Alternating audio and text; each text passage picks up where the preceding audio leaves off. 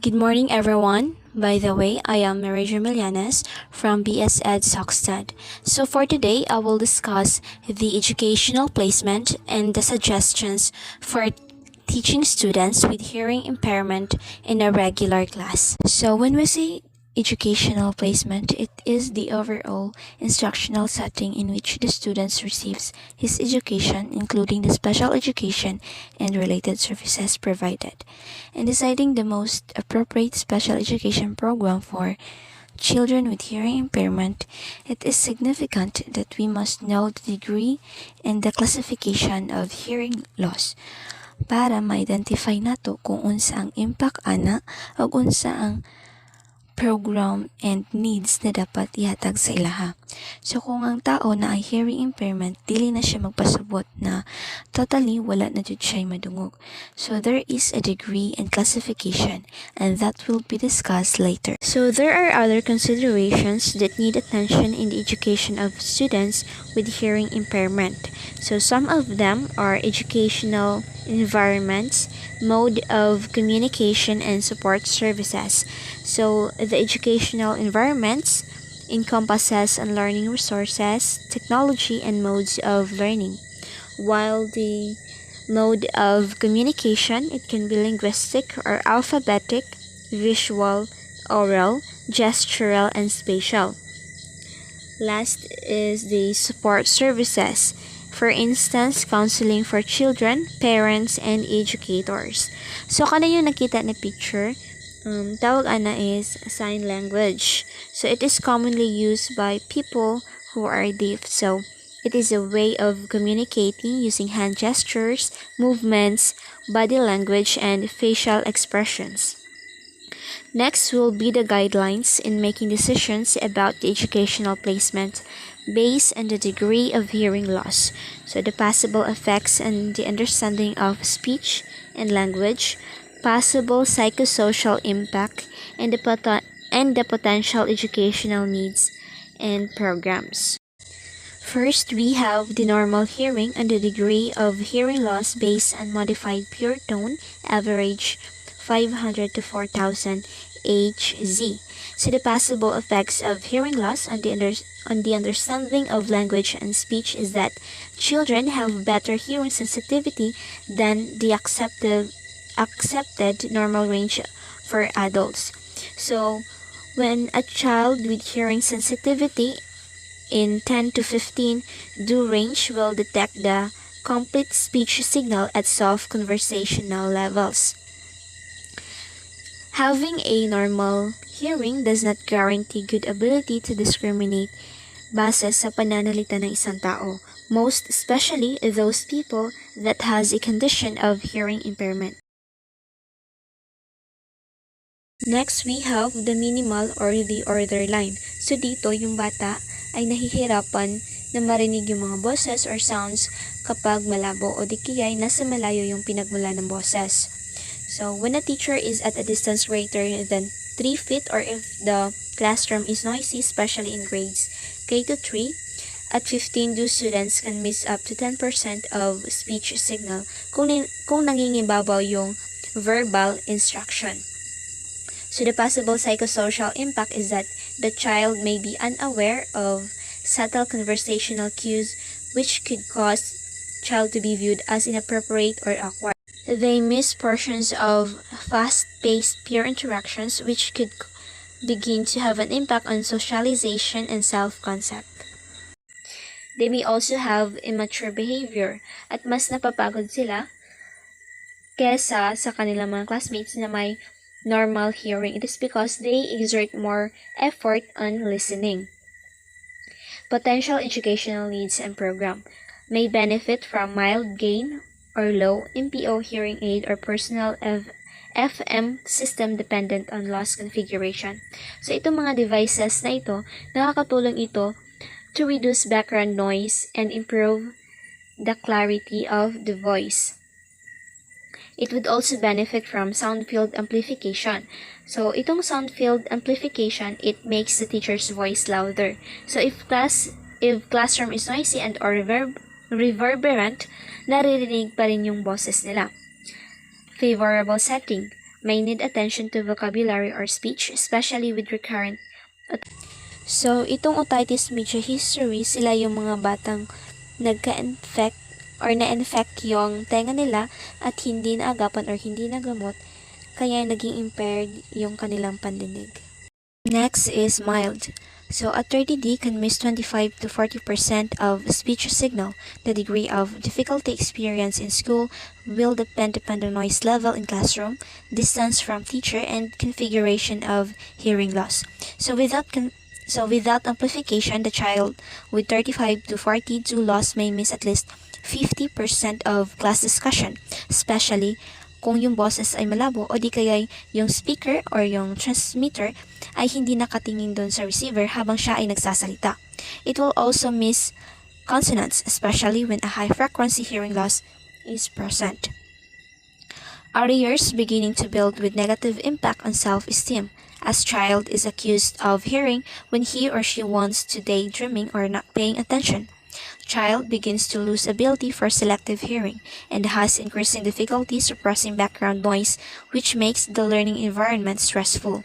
So the child is more fatigued than classmates due to listening effort needed.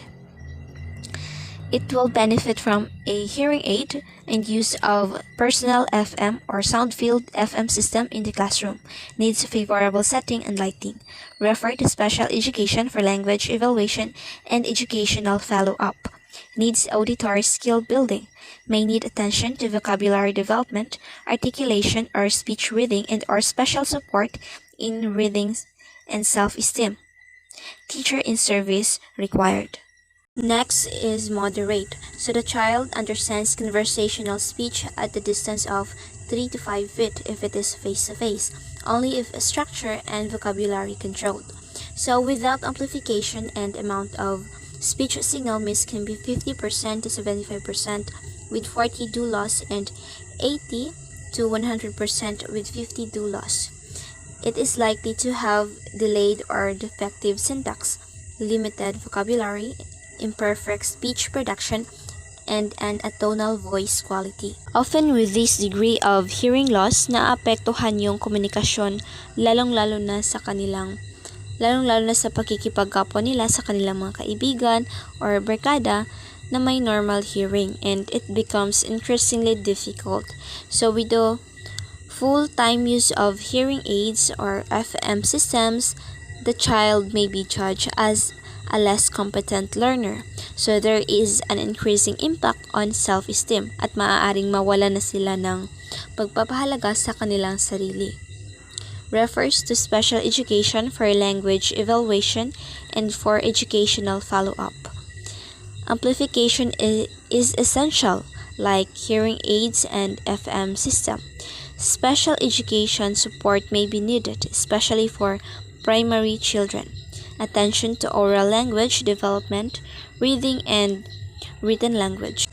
Next, we have the moderate to severe. So without amplification, conversational must be very loud to understood. So a 55D loss can cause child to miss up to 100% of speech information. So it will have marked difficulty in school situations requiring verbal communication in both one-to-one and group situations, delayed language syntax, reduced speech intelligibility, and atonal voice quality likely.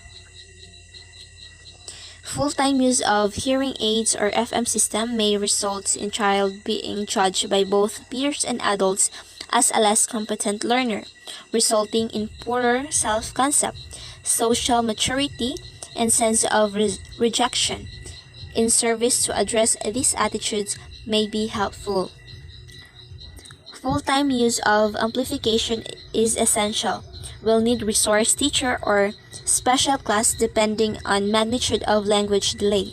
May require special help in all language skills, vocabulary grammar, pragmatics as well as reading and writing in service of mainstream teachers required. Severe. So, without amplification, may hear loud voices about 1 foot from ear. When amplified optimally, children with hearing ability of 92 or better should be able to identify environmental sounds and detect all the sounds of speech. If loss is of prelingual onset, oral language and speech may not develop spontaneously or will be severely delayed. If hearing loss is of recent onset, speech is likely to deteriorate with quality becoming atonal. Child may prefer other children with hearing impairment as friends and playmates. They may further isolate the child from the mainstream. However, these peer relationships may foster improved self-concept and a sense of cultural identity. May need full-time special or oral program for deaf children with emphasis on all auditory language skills, speech reading, concept development, and speech. As loss approaches 80 to 92, may benefit from a total communication approach, especially in the early language learning years. Individual hearing aid or personal FM system is essential. Participation in regular classes as much as beneficial to the students in service of mainstream teachers is essential. Second to the last is we have profound. So the children are aware of vibrations more than tonal pattern. Many rely on vision rather than hearing as primary avenue for communication and learning. Detection of speech sounds dependent upon loss configuration and use of amplification. Speech and language will not develop spontaneously and is likely to deteriorate rapidly if hearing loss is of recent onset. So, depending on auditory or oral competence, peer use of sign language, parental attitude, child may or may not increasingly prefer association with the deaf culture. So, the child may need a special program for deaf children with emphasis in all language skills and academic areas. Program needs specialized supervision and comprehensive support services. Early use of amplification likely to help if part of an intensive training program. Lastly, we have the unilateral, one normal hearing ear and one ear with at least a permanent mild hearing loss. So, dito yung bata nahihirapan na marinig yung mga boses or sounds kapag malabo o di kaya nasa malayo yung pinagmula ng boses. Nahihirapan din sila na ilocate kung saan nanggaling yung mga voice or sounds na kanilang naririnig. They will also have a greater difficulty on understanding speech when the environment is noisy and or reverberant. Difficulty detecting or understanding soft speech from side of bad ear, especially in a group discussion. So the child may be accused of selective hearing due to discrepancies in speech understanding in quiet versus noise. The child may be more fatigued in classroom setting due to greater effort needed to listen evident. So the child benefit from personal FM or sound field FM system in classroom. Cross hearing aid may be of benefit in quiet settings, needs favorable setting and lighting. Student is at risk for educational difficulties. Educational monitoring warranted with support services provided as soon as difficulties appear. Teacher in service is beneficial. Educational placement. In the Philippines, students with hearing impairment, like other students with disabilities, are mainstreamed in regular classes either on full-time or part-time basis. A special education teacher assists the regular teacher in seeing to it that the students receive as much instruction as their hearing classmates. Some special education programs employ an interpreter in the regular class who translates the verbal activities into signs and gestures to enable the students to follow the lesson. The special education teacher gives special instruction in the resource room or in the special education center on oral or total communication, manual communication that includes finger spelling and different sign systems, auditory verbal training, and cued speech. Support services. Communication accessibility is provided by sign language and oral interpreters inside and outside of the classrooms. Computer-aided instructions, or CAI, reinforces the knowledge and skills in the different subject areas. The special learning areas like speech, auditory training, and language are taught effectively through computer-aided instruction. Some TV programs and videos utilize closed captioning services in sign language that make the programs accessible to individuals with hearing impairment. Telephone services have telecommunication devices for the deaf where visual display of communication going on is available in print and electronic display. Cellular phones and text messaging features are very useful to individuals with hearing impairment. So we are on the suggestions for teaching students with hearing impairment in a regular class. So it is significant that we know and learn these lessons for us to be able to know how to deal and handle the students with hearing impairment. So first, we need to promote the acceptance of the students with hearing impairment in a regular class. Welcome the students to your class, explain the students' conditions to the entire class, emphasize that he or she can learn together with the hearing students. Make modifications in teaching as natural as possible. Accept the students as an individual with abilities and limitations. Discuss the student's conditions with him or her. So, kaninga suggestions makatabang ni siya to prevent judgment or discrimination. And then, aron pud ma-feel sa usa ka bata nga na ay hearing impairment na dili siya behind or less competent. And it can also help to boost confidence. Second, be sure that prescribed hearing aids and other amplification devices are used. So it is important nga permanently jud ginagamit ang mga amplification devices for them to be able to understand the voices and the sounds. And it is also significant that we explain to the class that the hearing aid makes sound louder but not necessarily clearer. So there are times nga dili maklaro sa usa ka bata nga naay hearing impairment ang voices or sounds. So, there are instances nga mangutana sila silahang classmates. Or they seek help. Then, it is important to the class for them to be able to know what's the situation is going on. So, next, I will discuss the educational approaches used when working with students with hearing impairments. So, first, we have the bicultural. So in basic position, considers American Sign Language or ASL to be the natural language of the deaf culture and urges recognitions of ASL as a primary language choice with English considered a second language. Objective: to provide a foundation in the use of ASL with its unique vocabulary and syntax rules. ESL instructions provided for English vocabulary and syntax rules. Method of communication: ASL or American Sign Language. Second, we have the total communication. Basic position: it supports the belief that simultaneous use of multiple communication techniques enhances an individual's ability to communicate, comprehend, and learn. Objective: to provide a multifaceted approach to communication to facilitate whichever method works best for each individual.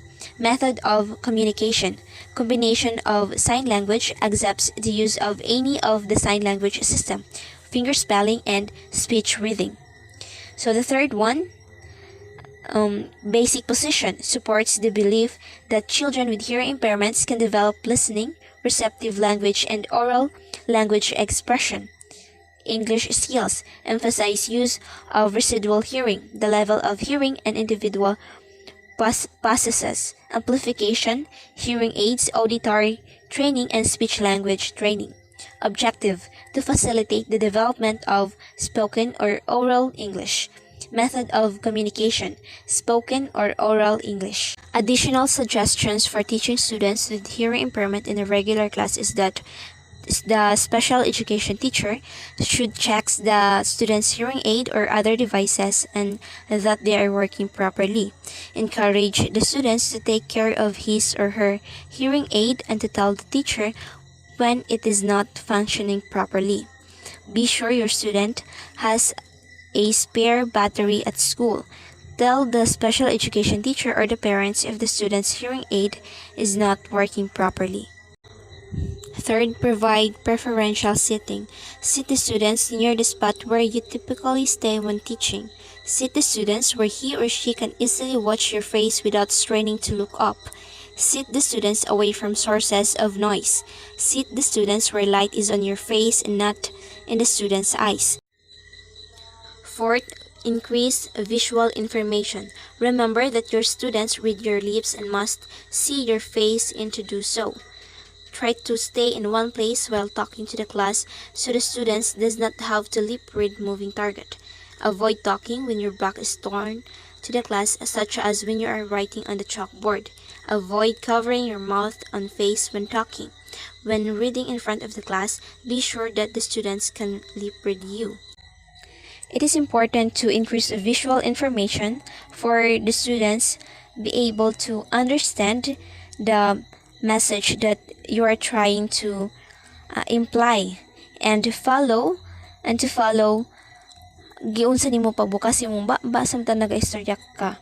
It is because the students read your lips, and it is one of the ways how the students learned. Next, minimize classroom noise. Sit the students away from noisy parts of the classroom. Wait for the class to be quiet before talking to the students. So it is important as a future teachers nga dapat dili ta mag-discuss kung saba ang environment or saba ang classroom. As what I've said kanina, amplification devices are not necessarily clearer. So to be sure, dapat dili jud ta mag-discuss kung saba ang palibot aron nasabtan nila kung unsa ang atong mga gipanulti. So that's all of my report, and I hope you have learned something.